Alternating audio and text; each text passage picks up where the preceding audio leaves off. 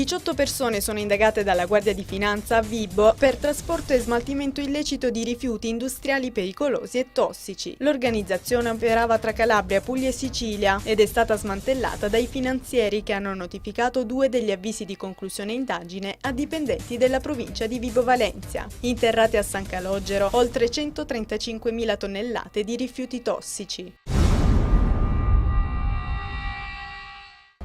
Il boss della cosca Giampà Lamezia e 3 esponenti del clan sono stati arrestati dalla squadra mobile di Catanzaro con l'accusa di tentata estorsione aggravata dalla metodologia mafiosa ai danni di 2 imprenditori impegnati nella realizzazione di alcuni complessi edilizi. Giuseppe Giampà, 31 anni, è il figlio del presunto boss Francesco, soprannominato il professore.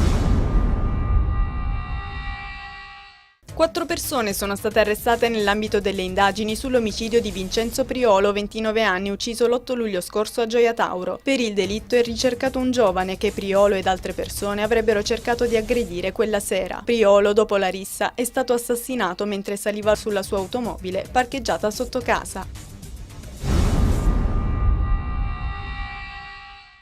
Diverse manifestazioni ieri in Calabria nel 19° anniversario della morte di Paolo Borsellino. A Crotone è stata intitolata al giudice l'ex sala azzurra della provincia. Alla scopertura della targa era presente il presidente del Consiglio regionale Francesco Talarico e il presidente della Commissione regionale antimafia Salvatore Magarò. Per ricordare è il titolo della manifestazione svoltasi invece a Catanzaro con la cerimonia di intitolazione del campo polisportivo al giudice Borsellino e alla sua scorta.